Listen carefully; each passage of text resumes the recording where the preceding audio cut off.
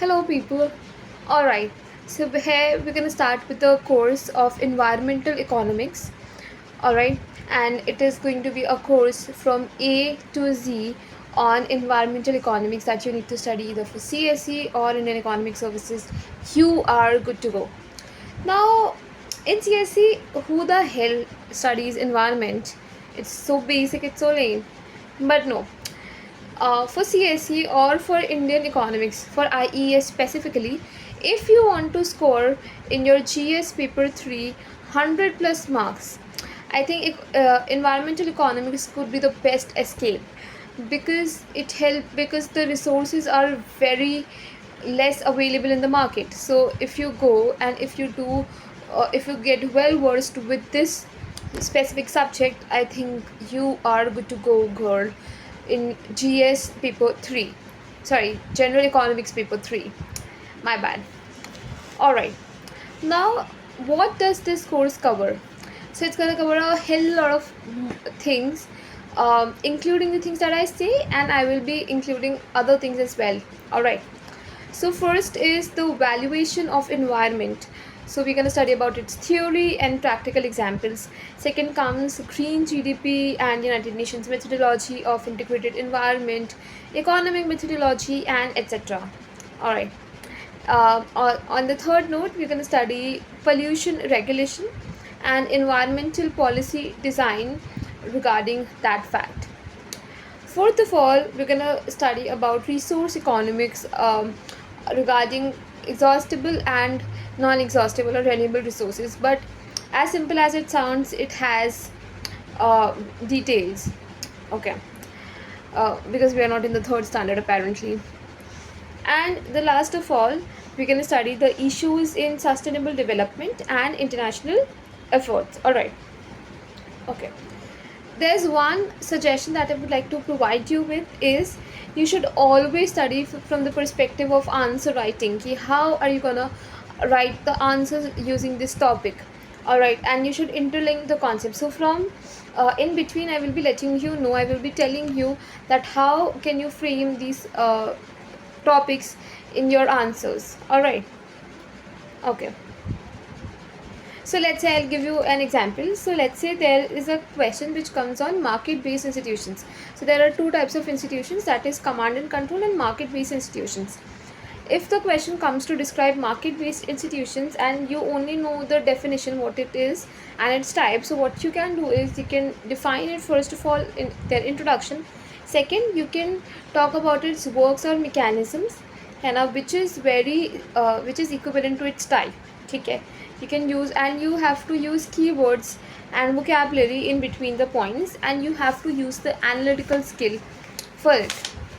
Okay, now let's go easy, as it is our first video. Let's go easy.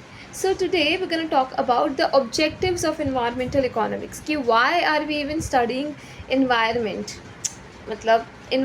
Okay, so environment is so basic and economics is economics, it is money. So talk about money, brother, show me the money, honey, right? So why environmental economics?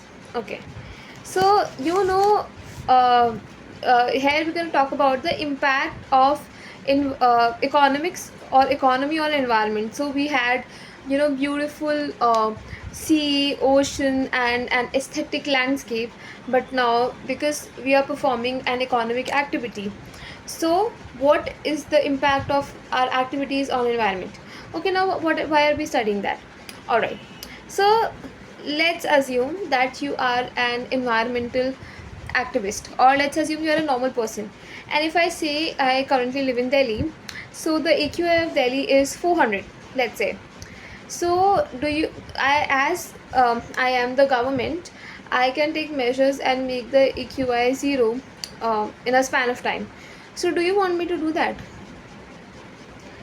If your answer is yes, you are an environmental economist. Sorry, you are an environmental activist, my brother. How an environmental economist would think in this direction?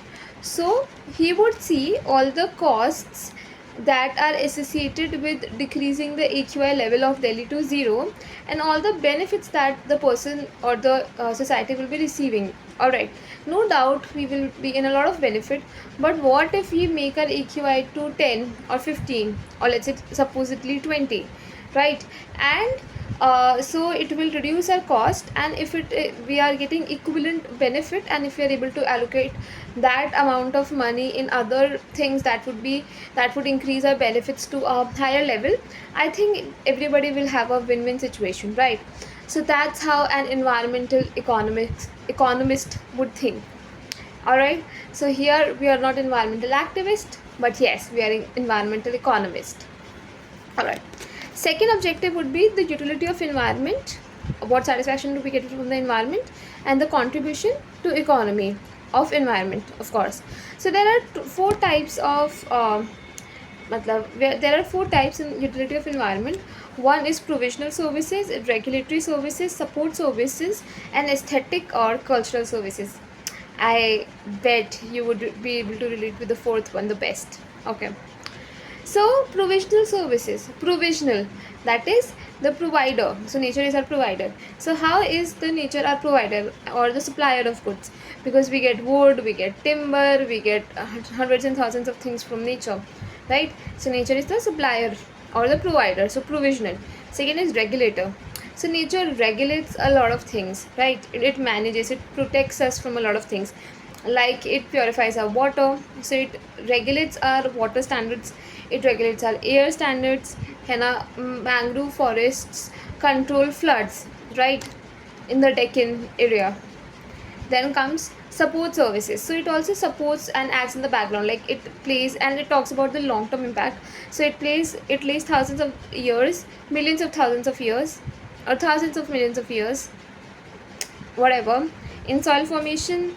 It creates biodiversity, it builds resilience in the background. All right. And the fourth one is aesthetic or cultural services. It pleases your eyes, the beauty of nature. And a lot of tribes consider their identity uh, from a particular forest, let's say, right? So we have this tribe called in Andaman and Nicobar Island, right? So they identify themselves from that particular island or forest. So it might be their tribal identity, or nature also becomes the instruments that Hinduism or Hindu people used to worship. Okay, I'll give you an example. Initially, all the tribal um, worships were related to nature. Why? Because nature was the provider and supplier. So it was very important, and it was deeply integrated in our customs to appreciate and worship nature. So the first form of worship initially in tribal areas was of nature, because we used to consider nature as God. Alright. Okay. So we have studied two objectives. First क्या है, we have to study the impact of economy on environment, and second what is the utility of the environment or the contribution of environment on our economy. Okay. उसके अंदर भी there were four types: provisional services, regulatory services, support services, and aesthetic services or cultural services. Alright. Okay. Now I will give an example. So let's say in G People Street comes that show the impact of mining on environment. Okay. So there's a question. Now I will tell you कि using the objectives that we have studied, that is only two, how are we going to frame an answer? So we haven't studied anything about mining, but we have studied about the objectives of environment. So how are they even related? So we are gonna merge the two topics. Yeah. Alright. So we gonna use all the above four topics. So we are not gonna write a vague answer like mining pollutes environment, mining is not good for environment. Well, no, we're not gonna do that. So what are we gonna do? We're gonna talk about provisional services. कि जो mining होती है, it depletes our provisional services. It reduces our forest produce. It reduces our food system.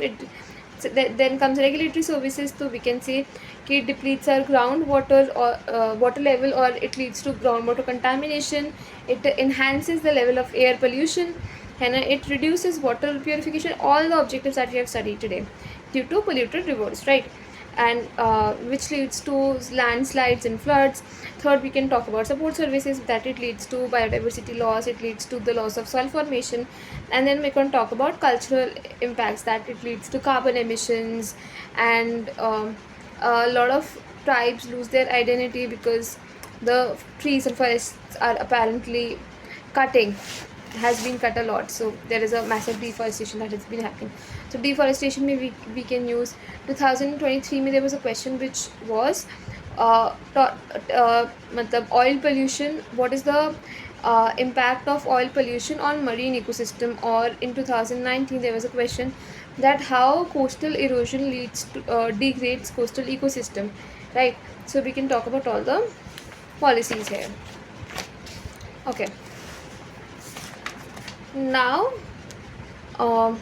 last but not the least, in this video we are also going to talk about material balance approach.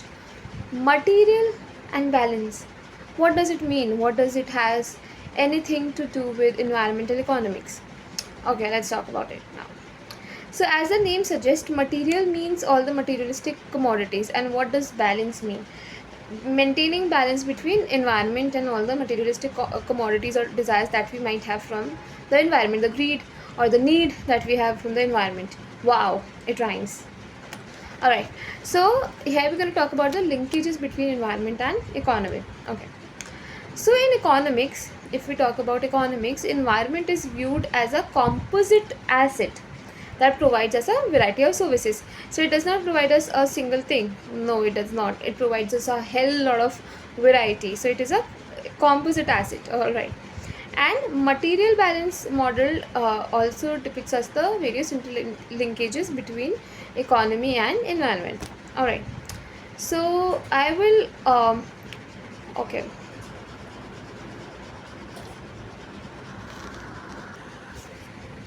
So I'll be telling you how that works. Alright, so you keep on drawing with me, okay, and at last I will upload the final picture of how the model works. Okay, so पहले we're gonna draw a now वो sectoral flow का in two sector economy में flow, right? So okay, so how are we gonna do it? So we have to draw a box and we have to write producers in it, right? And then we have to draw another box at a distance, horizontal distance, and we will write households. So producers क्या करते हैं? Production. So we're gonna write producers or production. Households में we're gonna write households or consumption. Okay. Now what happens is कि households जो होते हैं, we are only gonna talk about the real flow, not the monetary flow. If you don't know what these terms mean, you can directly ask me, and I will be more than happy and willing to explain the entire concept of sectoral flow. Alright, okay. So what happens is the households provide factors of production. So you have to draw an arrow from households to producers for factors of production, and you have to write factors of production on the arrow. So factors of production as in they provide land and labor and capital and entrepreneur to producers. Okay, so let's say they provide labor. Okay, now they will get some money because of the labor that has been happened. Maybe because let's say you work in a company, so you have provided labor to the company and you will get some money in return. Now you will use that money and you will go and buy goods and services from other producers. Alright, so the producers will give you goods and services. So draw an arrow from producers to consumers and write goods and services on it. And then you have to pay money in return. Okay, so we are not going to write the money part, we are only going to write the materialistic part, that is factors of production and goods and services. Now we have to draw a circle below producers and consumers. Alright, and we have to write E1 on the top of that. We will draw another circle which is like entangled together in the last circle, and we will write E2, and then we will draw a third circle which is also entangled in both of the circles. That is there is one circle and then other circle comes like this, and then other circle comes like this on both the circles, so they have a common part, right? Alright, So in circle 1, so on first circle we will write E1, on second circle we will write E2, and on third circle we will write E3. So on circle 1 you have to write suppliers of energy materials.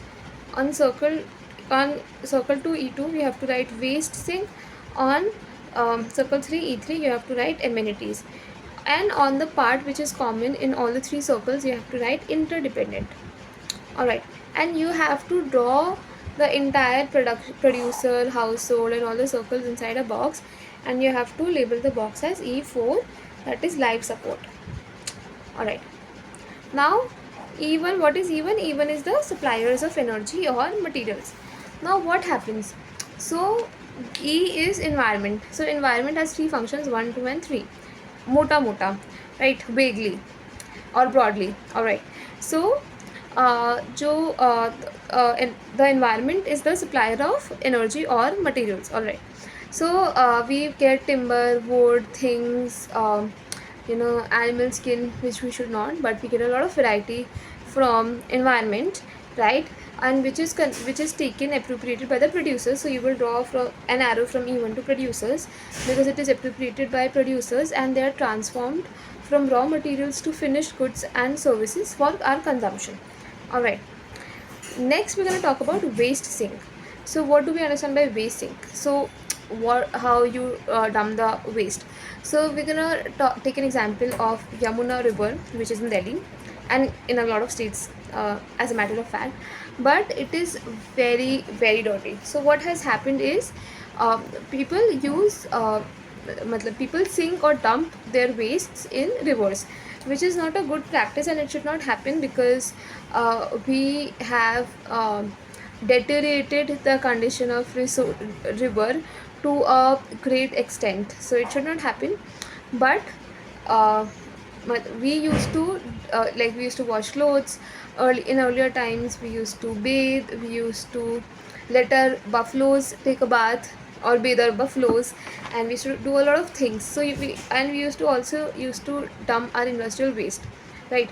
So rivers or environment is a waste sink, where you can dump down the waste, or a receptor of waste products.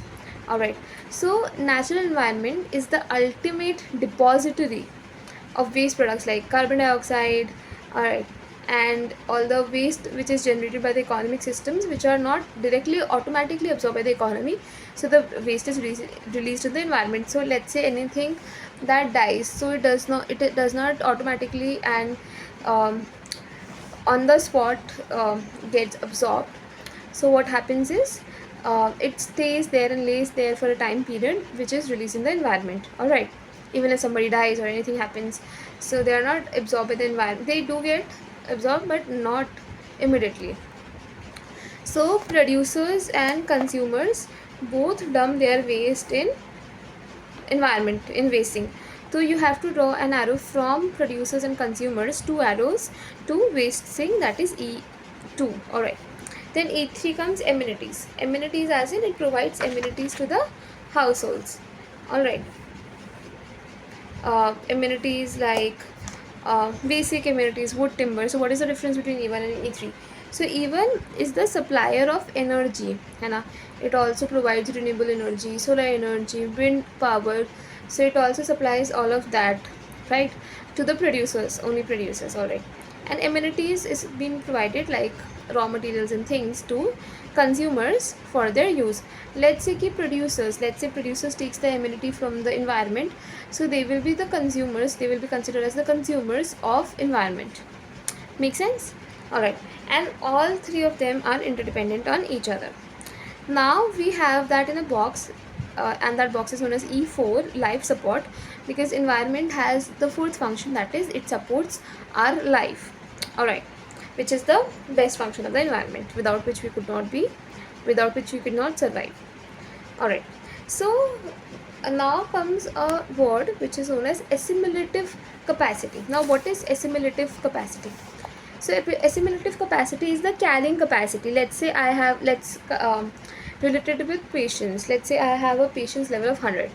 Now on one issue my patience level has been deteriorated by 25 points, let's say. Now I only have 75 points left for other people, है ना. तो वैसे ही if we take resources from E1, that is suppliers of energy and material, then the carrying capacity of the environment for E2 and E3 will deteriorate, right, because environment is considered as one single product here.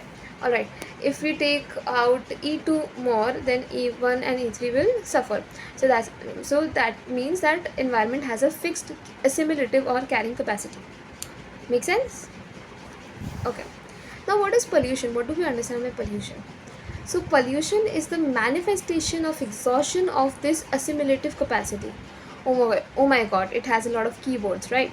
So, okay, manifestation, to make it true. So what is pollution? We exhaust the carrying capacity of the environment. So that is pollution. Make sense? Okay, will it stay with you? I hope it does. Alright. So, assimilative capacity, if I give you the exact definition, so it is the ability of the natural system to absorb all the waste and convert them into less harmful or ecologically useful products. Alright.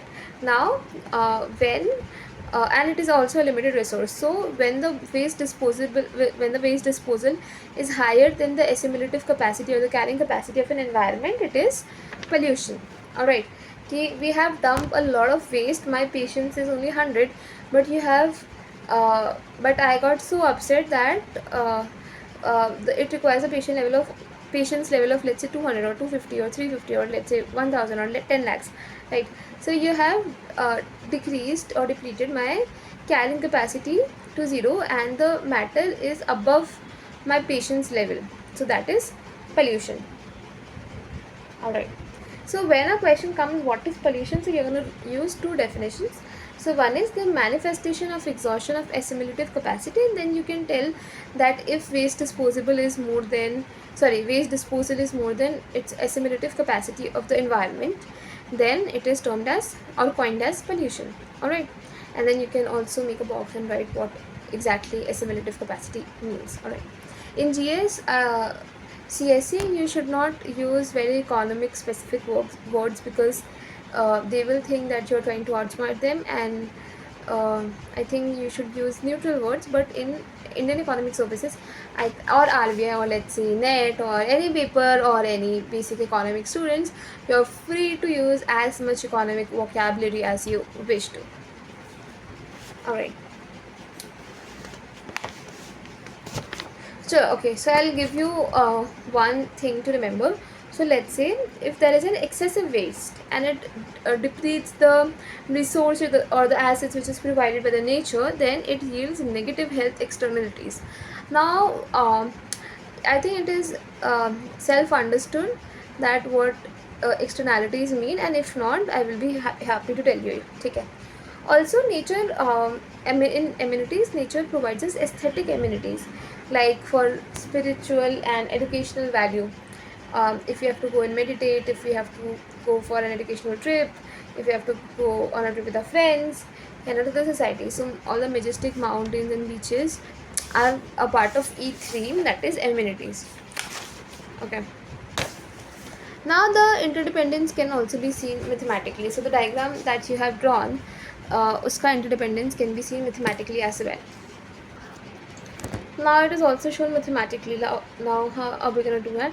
So you please write it down with me, and at last I will share a picture with you so that it will be very clear to you. Alright. So let's write U, that is utility, is a function. So in bracket you have to write x1 dot dot dot xn. So x1 and xn are the let's say finished good, let's say mat. Alright, that we have weaved using jute, that is derived from the nature, है ना, comma q1 dot dot dot qn. So q1 qn, q is the environmental or the goods and services that we procure from the environment. Alright, and x1 to xn is the man-made good, that is that is in the picture using the goods that we have taken from the environment, let's say a mat. So now we will write del q by del xi is greater than 0 and del u by del qi is greater than 0. Now what does it mean? that the utility which is derived from X mat is positive. You feel happy, you feel satisfied, that's why you pay money, right? All right. And all the materials that we procure from the environmental goods also has a positive utility, because we feel satisfied, we have satisfaction, we want to eat those mangoes, we want to eat that, we want to use that jute and other things. All right. Now X is a function of Q. Now X जो है it comes from Q, it is dependent upon Q. All right.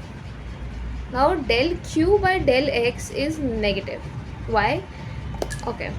So if we have to produce more and more goods, if you have to produce more and more environment, sorry, I'm very sorry, if you have to produce a lot of mats, let's say we have to produce 10 mats, 20 mats, 30 mats, 100 mats, we have to use jute, and then the environmental goods will be degraded. It is a loss of the environment, right? Okay. Now we have to write that du by dxi equals del u by del xi, मतलब we're going to use chain rule, and sigma I equals to 1 to m del q by del xi into del u by del q. Okay, so we have used chain rule here. So del u by del xi, so the utility that is derived from mat is positive. All right, but del q by del xi, that is uh, the utility uh, sorry, that is the environmental goods, which is the goods and services that are procured from the environment. Now what happens to them when we draw mats, when we produce mats, they reduce, right? So it is negative into del utility of environmental goods, so that will whole thing will be negative and the first thing will be positive. So the answer of du by dxi will be ambiguous, because it depends upon the degree, which one is stronger, which one has a higher number or a degree, right? So it is ambiguous. All right, so what is the conclusion? The conclusion is that using environment for one purpose, it can compromise the ability to suppliers of other services, right? And this model underscores the importance to establish sustainability conditions for compatibility of economics with environment. Matlab, what does it mean? It means that it tells us what is the importance of matlab, we want economics, and we want to also take things from the environment. So what is the sustainability conditions? We have to use resources from environment in such a way that it is sustainable. So it tells about that importance, right? So if you want to know, if you can write that down, because it will be very good notes, ready notes for your exams, or only if you are understanding. And if you want its written notes, please feel free to let me know. All right, we'll meet in the next video. Thank you very much. Bye bye.